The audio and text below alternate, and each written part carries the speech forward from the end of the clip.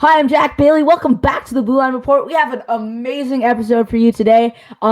This is going to be our third episode, or our third week in a row that we have two different guests. We're very lucky today, and later in the show, we're going to have the Toronto Maple Leafs PA announcer Mike Ross on the show.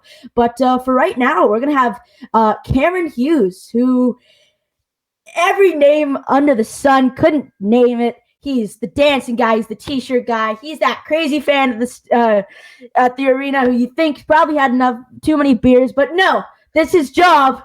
This is Cameron Hughes. How you doing, Cameron? Woo! I love it. I love the intro, and all those things are true, right? Yeah.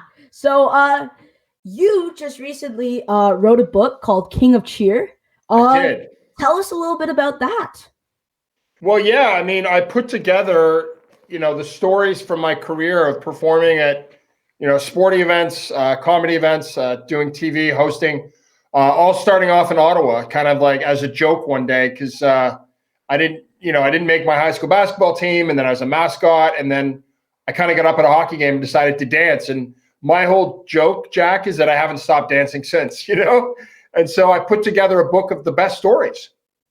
Yeah. So, to let a few people know who somehow haven't heard of this guy, or at least seen this guy, he is the sports fan.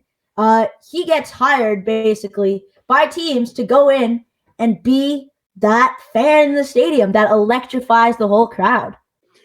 Yeah, I mean, it's pretty funny. It's a good way to say it. Is like you come in for a night and you come in wearing normal clothes, then you go to the locker room and then you put on the other team jersey. You're like, okay, tonight we've got the Buffalo Sabres and we've got the Leafs and the Victoria Royals. And then you're like, all right, let's go Royals. And then the next day you go to Minnesota. You're like, let's go Wild. So for me, it's always been about cheering people on to get them excited about being at the event, to get them more engaged, right? I think there's a lot of distractions and things going on at sport events, as you know. And for me, it's about making that experience off the charts. So how did this all start? How did this all start? Well, I mean, you got to read the book, dude. But, it started off really in Ottawa when I didn't make my high school basketball team. I went and tried out for the team. And I didn't make it. And then I decided to go cheer them on. My mother had just, unfortunately, I was 16 and she just passed away from cancer. And I had this moment where it was like the worst thing that happened in my life happened. What have I got to lose mentality? You know what I mean? Yeah. So it kind of, it was her fuel that made me say, who cares if they laugh at me? You know what I mean? We're all worried about what people are going to think about us, right? Yeah. At school, that's in social environments. And so I just kept getting up and getting crazy at all my school events. And I became Mr. Spirit. And then I became a mascot. And then that one night in Ottawa, when I got up and started to dance in the crowd and everyone looked at me like I needed medical help. But I mean, what would you do if you were at a game and a guy got up in his seat and started to go absolutely nuts? And people do go crazy in their seats. But then I took it to the aisle. The reason I've had this career, Jack, is a lot of people get up and do funny, crazy things, but I took it to the aisle on the next time out. And that's why I've had this crazy career, because you could have been done in that moment. Do you know what I mean? Where someone does something funny and you're like, oh, that was cool. But I kept getting up.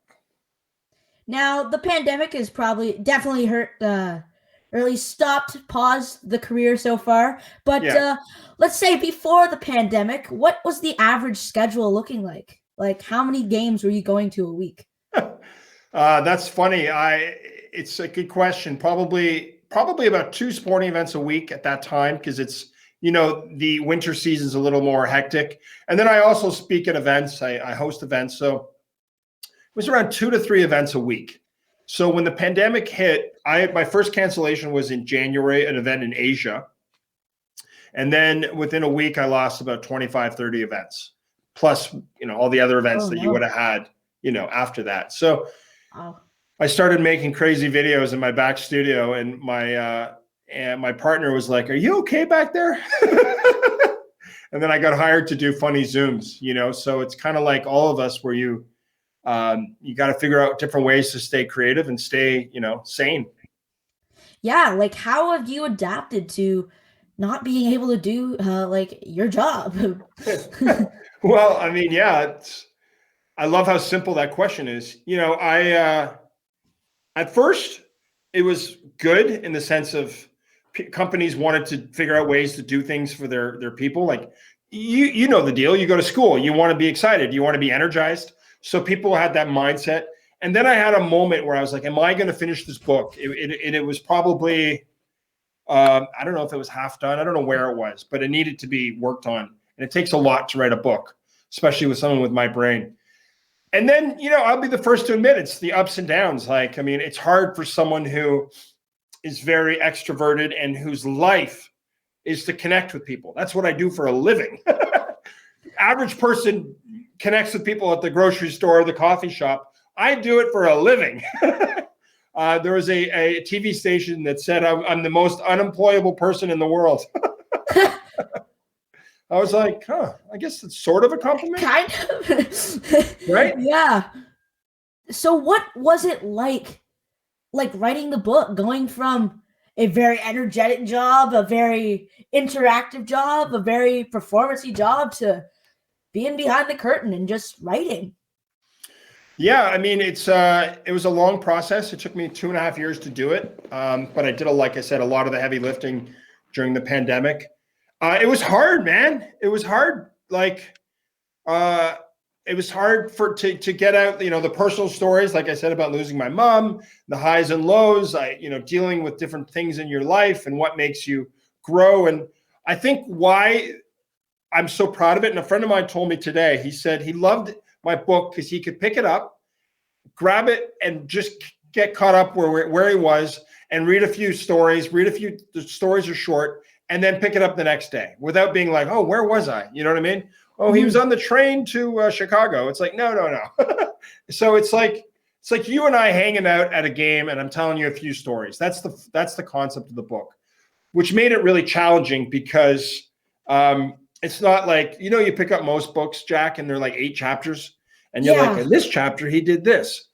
For me, it's like short stories, anecdotes. I got quotes from famous athletes, from people that have been hired me. So I tried to make it like a scrapbook meets a book meets you know, um, almost like a vision wall where you've put all these crazy ideas and you're like, all right, I'm going to do that. You know what I mean? Yeah. So anyone on watching us on Instagram or on YouTube can clearly see you have a vast jersey collection in the background there. Yeah, big, very, very big And a jersey cardboard collection cutout. there, and a cardboard cutout. Yeah, you always got to have that though. Yeah. You haven't made it till you have that. So let me get you one. Exactly. Yeah. Oh, yeah, we got it. We're gonna put it right in the background there. Blue I Line love it. Report with Jack Bailey, cardboard cutout. It's gonna be great. But do you give us a ballpark? And you probably actually know the exact number. If you don't, what's the ballpark of how many jerseys you have? 180 or so, 180 to 200. 180 jerseys. So are they all hockey jerseys, or are they different sports, or are they just a collection of all of them? Sorry about that. We're just having some technical difficulties with the microphone. But back to my question. So, are they like a per se mosaic of different jerseys, or are they all just hockey jerseys? Or Well, looking give us a around, the sense. majority of them are hockey jerseys because like hockey jerseys are a big thing that people wear at the games. Yes. People wear hockey jerseys at a game more than they will at an NBA game. They wear them a lot at minor league games. I think NFL people wear their jerseys a lot. But I've got some NBA. I've got a minor league baseball, the Bananas. I've got Chicago Cubs and Cleveland Cavaliers, Toronto Rock. So I have a bit of everything, which keeps it fun. And you know what, dude? Look, when I have all these jerseys and paraphernalia, I've kept everything since I started. I have newspaper clippings, I have tickets, and I have lanyards from everything. And I'm so glad I did, not just because I wrote a book and I was able to go back and look at it, but it just makes me smile because I see a jersey now from like Rio Grande Killer Bees, which is a minor league team in Texas. And it takes me back to that stadium. You know what I mean? That Yeah. moment. The Grey Cup. I hosted the Grey Cup in 2008. I hosted the halftime show. And 60 seconds before I was supposed to go on, ladies and gentlemen, mesdames and messieurs, my pants split open, Jack. Oh no. So I see the Please. jersey, and that's what I think about. And then I think about how I was so worried about my ripped jeans that I went down to get some water. I'm pulling my jersey down, and the floor director's like, you got to go on in 20, 10. And then I'm like, okay, I got this. And I did it, and I killed it because I was so worried about the jersey that I focused on my lines. Like, it was like this funny moment. So it brings back a lot of great memories. Okay, so we're gonna back up there a second because that's a story we need to talk about. So 20 seconds. So you're hosting the Grey Cup in 2008 halftime show. Your pants slid open. Did you have time to get new pants, or did you just go on there no pants? I had no time. I didn't know what to do. We were literally on the floor. We're beside the stage. Theory of a Dead Man's playing. There's thousands of extras in front of me. I'm live. The camera's like right on me. I've got the jersey on, and he's like, "Just pull it down more, pull it down more." I had the mic, and it was really funny. In the clip that I'm hosting it, you can tell that I'm pretty energetic, and all my friends were like, "The reason they give you a microphone is so you don't have to yell," because I was like, "Ladies and Diana." It was such a cool moment, though. Like 60,000 people, and So one of your most famous moments was with Novak Djokovic at the U.S. Open. Yeah. What is it like trying to ignite a crowd, a tennis crowd, which is not necessarily known to be one of the most energetic crowds?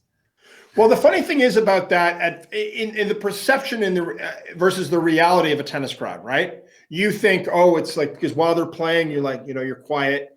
But during points, when you watch a great point, when there's a rally between Federer and Nadal and it's back and forth, the crowd goes nuts, right? And then they're quiet, and then nuts and quiet. So it's not like hockey where they cheer during the play. But during the timeouts at these big events, they play music, and the players maybe go to the bathroom or change the racket or whatever they do. So I get up and I go nuts at the U.S. Open. It's 25,000 people in New York City. Holy. And it's like, I'm standing there, dude, and I'm like doing the windmill, getting the crowd going. Money's playing. And it's like, that 2 minutes is like, it's insane, right? The crowd's just so with you, because part of it has to do with what you said. They're not expecting some big 6'4" ginger dude to freak them out, right? Yeah. And the other part is my theory in life, my theory at sporting events is, what do we want when we go to a game, Jack? What do you want when you go to a game? Have a good time. And what else? Be energetic. Yeah. See my team win, but like that's besides. Well, yeah, those are three things. Be energetic, have fun, see your team win, be part of a community, like, really like let go, right? Ultimately, like just kind of like, and come with the flow and of the game. And so tennis has been really fun for me, really cool. And I think the players, I've had time to look at it and study it, and I've had interactions with Novak and Roger Federer and Rafa Nadal, and it's like, they want the crowd to be engaged, right? Yeah. You ask any hockey player who you've ever had on your show or you're bringing on, I would love to talk to every player and just ask them one question, and it would be just like 50 hits of it. How important is the crowd to you? How important is the crowd to you? You know what I mean? Yeah. Well, if we feed off it, it's natural, right? Yeah. And I think that that's a big thing that I've learned in life too, if I might add this. And putting the book together, you realize that crowd noise that we have in our life, it starts from here, right? Yeah. When you wanted to do a podcast, and before you told anyone, nobody supported you. Why? Because nobody knew. Right? Yeah. Yeah. And I bet the minute you started to tell people, hey, I'm going to do a podcast, people are like, oh, what do you mean? Sure. Yeah. Okay. Yeah. No, you're not. You're too young. You're this, you're that. But the more you started getting towards it, what happened? People started supporting. People started believing. Right? And doesn't it sound cliche? But it's not, right? Yeah.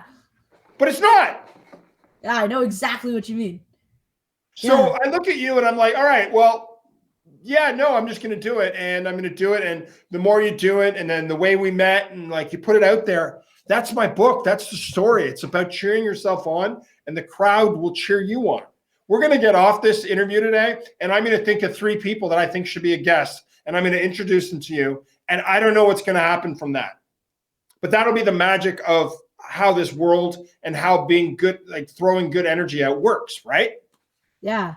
Thank you. Like I did not know that, so thank you very much. Well, I Appreciate may it. or may not. I haven't decided yet. But Oh, okay, cool. Yeah. So for anyone who doesn't know, me and Cameron met a week ago.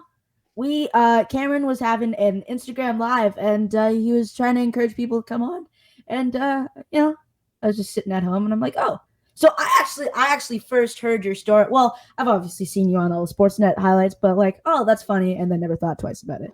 But when I interviewed Ryan Leslie a few weeks ago, like I started following him on Instagram, and he actually had you on for one of his Instagram lives. So I watched that. And I'm like, oh, this guy has a really cool story. So I started following you, and I've been watching all your Instagram lives. So you were asking people, hey, you want to come on? I'm like, yeah, I'd love to talk with this guy. So we went on your Instagram live, and we probably talked for a good 7 minutes. So yeah, dude, I had you on. I know. that's how we started our. But can you imagine friendship. people were coming in and going, why is he interviewing? Why is he hanging out with a 13-year-old kid tonight? I didn't know you were a 13-year-old young guy, but here we are. It's amazing. Yeah. And again, thank you so much for coming on the podcast. Like, you're just such a fun person to have. Like, we've had so many cool people on this podcast, and just so many. And like, I think the real reason why people really like come to you and just cling to you and just have so much fun with you is just because you're a happy guy. Like, we've had so many happy people on. Like last week we had Digit Murphy on, who's just one of the happiest people on the planet. She's just amazing, head coach and president of the Toronto Six. And then you are just, that's your job. That's your job, being happy, which is just so amazing. Oh, thank you. Yeah, I mean, it's all about spreading the cheer, right? We have an opportunity. You go to the coffee shop and you can make the person's day, or you can be miserable. Just you decide, right? Yeah. So we spread the cheer, man. That's what I've been doing since I was probably younger than you. When my parents, I grew up in Ottawa, like you, we used to have tailgate parties for the Grey Cup, and when I was a kid, like I was 8 or 9. And I'd be watching them, like they'd make like stands in the backyard, and they'd have like big chili pits and like big coolers. And I'm like, what I realized, Jack, was that I was watching this, and I was watching my parents host it, or we'd go to other people's every different year. And I realized watching people, making sure everyone is having a good time, and all the different elements, like the touch points. Do you know what I mean? When they arrived, the invitation was funny. Everyone had to dress funny. So that's sort of ignited this sort of sense of me wanting to always make sure people had a good time at events. And it's just this thing that's in me, you know what I mean? And I'm lucky for that. Yeah. So I know you've been to plenty of arenas, plenty of fan bases, plenty of teams. Is there one team or one arena in particular that really stands out? Well, I've I've answered this a few times. I think it's in the back. Maybe it's not in the background. It's up there. Vegas Golden Knights. I would have to say right now. I've done 50 games there over the last 3 years. Wow. I did the first game in preseason. I did the game after the tragic shooting on October 1st, and 10 days later they had to have this crazy game. And I've been a part of the fan experience there on a different level than me just going into like Carolina and doing a Hurricanes game for the night. You know what I mean? I stay there. I've met people. That's been really, really, really special to me, in that sense. And that comes back to, in a lot of ways, the cheer, which is my slogan, which is the cheer you give is the cheer you get. Right. And if you set people up for them to be able to be energized and to have fun, you get it back. Right. And I think that's been, one of the cooler highlights of my career.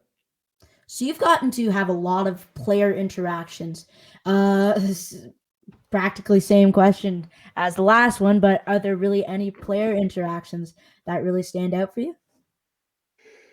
Well, yeah, I mean, a couple. I'll answer that. Like, I'll do rapid fire. I'll do like Sure. answer those as quickly as possible. The last game I did, Jonathan Marchessault, the star for the Vegas Golden Knights, gives me a fist bump after every game if I see him, and he's like gives me a comment on what I thought he thought of me at the game. And the last game I did in March 2nd of last year, he's like, "You were crazy tonight," and I was like, "What? How do you know?" Jonathan Marchessault. Yeah, thanks, dude.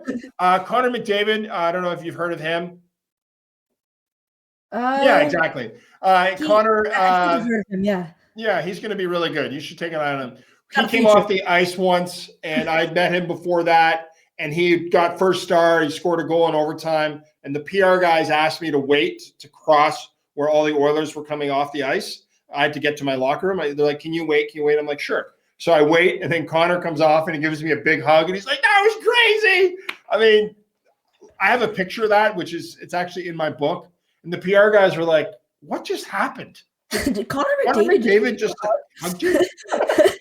That was amazing. And then, one of the ones that's pretty funky for me was Roger Federer.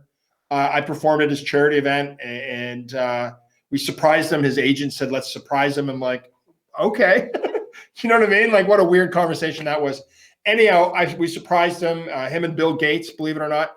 And then he came by my locker room, and I met him, and he was so, you know what he was? He was such a gentleman, looking straight at me, no other distractions, super present, saying how grateful he was that I had donated my time to be there for his charity. And then as he was about to go on, I was like, "Do you have any tips for me?" He's like, "Yeah, the crazier you get, the less I have to do. Fire him up." And you're back there, Jack, and you're like, "What's going on here?" So yeah, it's been pretty cool. That's awesome. So I know you've done a ton of like speaking presentations before. What was it like doing your first, because you just started as like, hey, game's kind of mellow right now, I'm gonna pump up the crowd. What was it like doing your first like actual speaking presentation instead of your normal, usual, just typical pump up the crowd speech thingy? Well, yeah, that's interesting because I used to be Mr. School President, and I was the guy on the mic who had the least amount of talent, but also the least amount of fear. And I'm not even kidding. I'm not saying that to be humble. Like, there's a lot of other people, guys and girls, who had talent, who were actors or performers or theater or improv. I just didn't care. You know what I mean? I did, and then I spoke at a high school after I graduated kind of years later. And I realized a couple things: that I love the stage because I love making a difference, but you can't just go up on stage and go, "Oh, okay, what do you guys think?" It's a nice, like, you've got to have a plan, right? You've got to be prepared. And so I started to work on my plans more, my preparation, and I put a fun, program together that, at least for the high school kids that I was talking to, it wasn't just like, "Oh, another speaker." You know what I mean? Do you want another speaker wearing a shirt and tie telling you what not to do in your life? No. Yeah. Not to drink and drive. We all need to be reminded of the things, and we need to learn and grow. I'm not discounting that, right? Yeah. But we need people to come in and say, "What can you do? How do you do it? What's your story? How can I take something from you?" And so when I learned that, it was just, I started touring around the world, and it was awesome. It still is awesome. So before you started this, was your team the Ottawa Senators? Is this being taped? Putting you on the spot there. Is this being taped, Jack? Okay, so the Ottawa started in '92. I was a Montreal Canadiens fan as a kid because of Guy Lafleur, Bob Gainey. Grew up in Ottawa. It's like, as you know, you're either Ottawa or Toronto. And then Ottawa came along. I was a season ticket holder from day one, believe it or not. Wow. And I've been a Sens fan since day one. There's nothing worse, and it's happened. I'm over it now. But the first time I had to do an event when Ottawa was playing, I was in Buffalo, and the players like Yashin and Randy Cunningworth, like the guys, the stars, were looking at me like, "Really? You? I thought you were us." Yeah. That's awesome. It was pretty funny. And then I did a game in Vegas where Ottawa was there. You'll love this. And all the Ottawa fans were actually, and I don't mean this from an ego point of view, but it's going to sound like it, they were like, "Oh yeah, I'm so glad you're still doing this. Great to see you. Oh my God, you know." And they were like, "He's been doing it 25 years. We're fine with it." You know what I mean? Yeah. So okay, so one of your your most famous acts is when you come down the aisle and you got all the t-shirts on. So I have two questions here. Okay. A, how hot is it during the game having all these layers of t-shirts on? And B, do you prefer just taking it off or just Hulk Hoganing it? Just I used to just do the off, and now I have like a lot of shirts that I bought that have the tearaway. I think the fans love that sort of rawness, and then you hold it like, you know, yeah, that'll yeah. be the opening clip. You know, and then people are like, if they've never seen me, Jack, I mean, think about it. You're watching the game, you're at the game, and you see this. Like, what are you thinking, right? It's yeah. Whoa, Yeah, that's out of nowhere, dude. That's exactly what. He's been sitting beside me the whole game. That's funny. When I do sit beside people, then I'm like, "Hey, a little quiet in here, right?" And they're like, "Yeah, yeah." I'm like, I think I'll do something about it." And they're looking at me like, "What?" Yeah, man. And then I have like 20 t-shirts on, so I rip them off and sweat a lot. And I joke that I sweat on the shirt and I throw it to fans, and sometimes they throw it back, but for the most part, they like it. So I know you had a sports comedy show, I believe called Game Face. If I'm not, You did your homework. I had a sports comedy show on the I did my Comedy Network. homework. Yeah. Yeah. How did you get that opportunity? Well, kind of like I said before, putting it out there. There was a producer out of Ottawa that we reached out to. I put a demo reel in a pizza box, and she was in a hotel in Toronto. And I found out what hotel she was at, and I sent the pizza box to her room. It's a true story. No way. Yeah, and it was half eaten. Wow. And I had a note on it and said, "Enjoy your pizza while you're watching my demo reel." And she thought I was crazy and clever. And then we pitched a show idea, and the Comedy Network picked it up. And it was interesting to do a sports comedy show as opposed to, I think, looking back, I would have pitched it as a sports variety show, because it's not supposed to be funny, right? No. But you can find the funny elements in it, right? Mm-hmm. Yeah. And we did it for 2 years. Our first interviewer, first guest was Steve Nash. Pretty cool. We were down in Dallas, and then we interviewed, Olympic athletes, Haley Wickenheiser, Jennifer Botterill, Rob Blake, Brett the Hitman Hart. One bit we did, which I got to tell you real quick. We did a bit on the canal where we dressed on the Ottawa Rideau Canal. If you're listening to this in anywhere around the world, it's the longest skating rink in the world. And we dressed up like fishermen and lumberjacks, and we got some fish from a local fisher, La Pointe Fish. And we set up a camp as if we were really fishing. And we had all the fish, like 8 different fish, as if we caught them, like it's fish like this big. And the NCC, the people that run the canal, came by, and they were going to arrest us. And there was hundreds and hundreds of people watching us. We had Coleman stoves. We didn't have beer, but we had the whole thing set up. And I got to tell you something. My biggest regret in my career is not getting the fine. You know why? It would have been great publicity.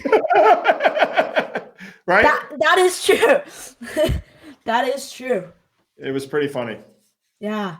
So, has there been any moments that you've been like lucky enough to see in person? So whether or not you were just there just as a fan, or whether you're doing a performance, was there any like special like in-game like things that happened? So an example for me would be I was lucky enough to see Austin Matthews' first game where he scored 4 goals in Ottawa.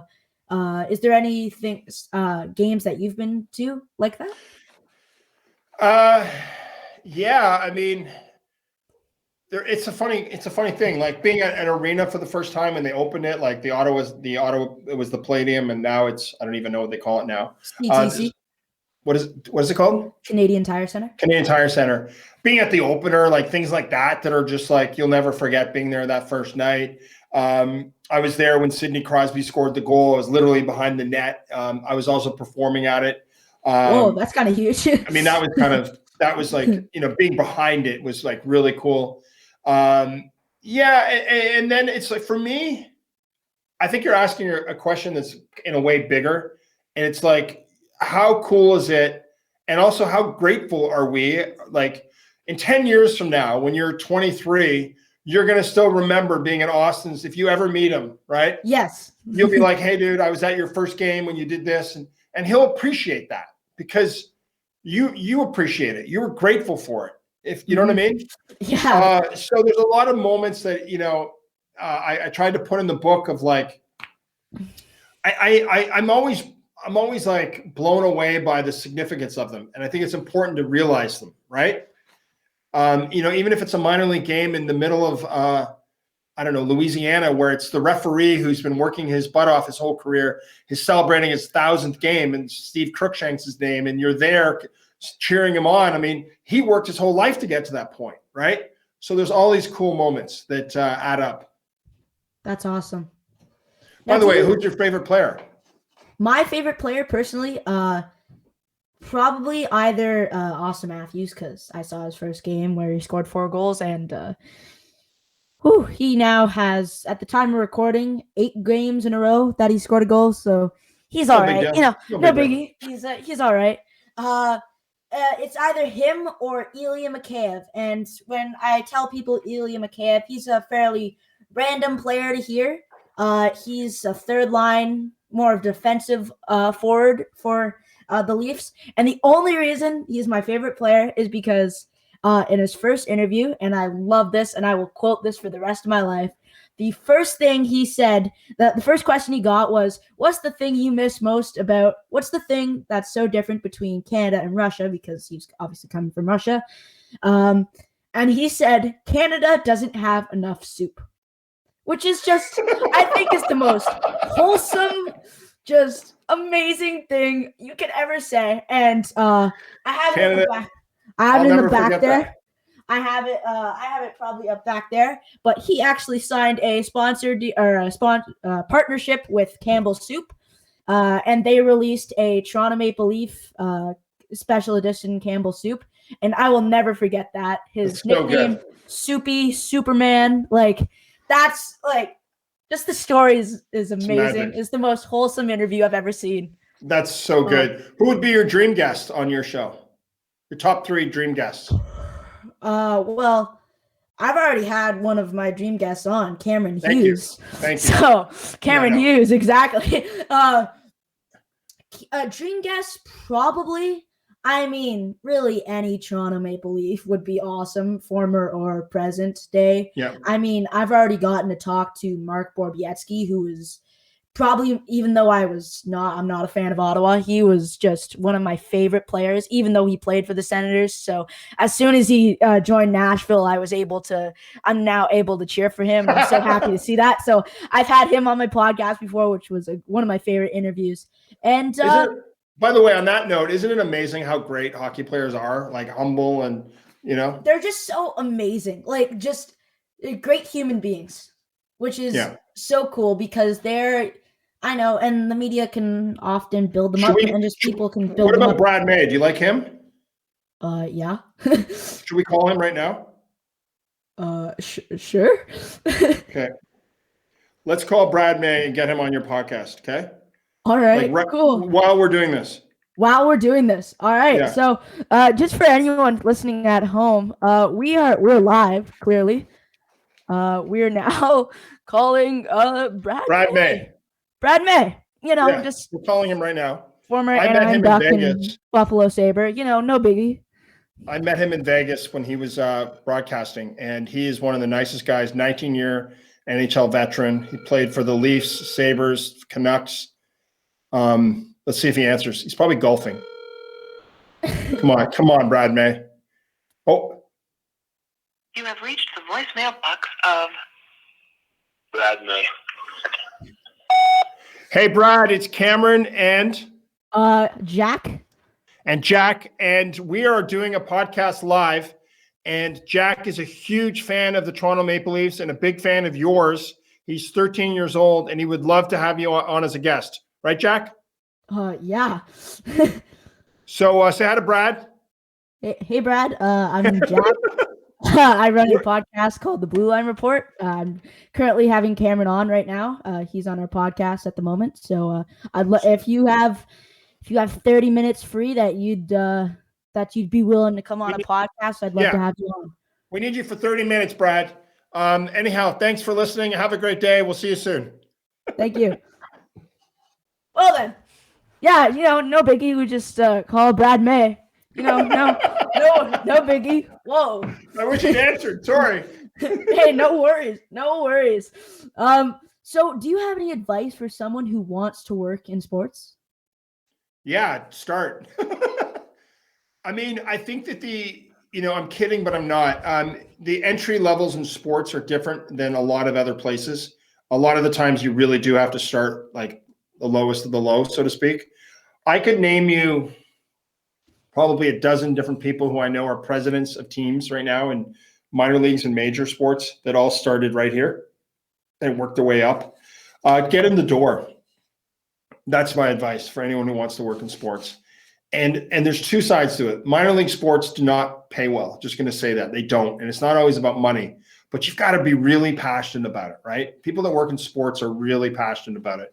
So my advice is to get in the door, figure out what areas you are interested in, broadcasting, ticketing, advertising, whatever it might be, and keep going. Thank you so much for coming on the podcast. I had a great. That's it? We're done? That's it? Do you want to go longer? I know you have a very, probably a very busy man. Let's slow clap it out for Jack. Hopefully Brad May calls back, but thank you for having me on. You're awesome, and good luck with the rest of your podcast and media career. You've got a bright future ahead of you. Thank you so much. And coming up next, we have Mike Ross, the PA announcer from the Toronto Maple Leafs. Stay tuned. By the way, before we leave, Cameron, do you want to plug your Instagram and social medias? Oh, you mean this? And the book. King of Cheer. It's available on my website, CameronHughes.tv. I much prefer you buy it directly from me. You can probably guess why. I can sign it for you, and I'm at Cameron Cheers, and keep supporting Jack in this great podcast, and can't wait to see all of you live at an event soon. Thanks, Cameron. We'll be right back.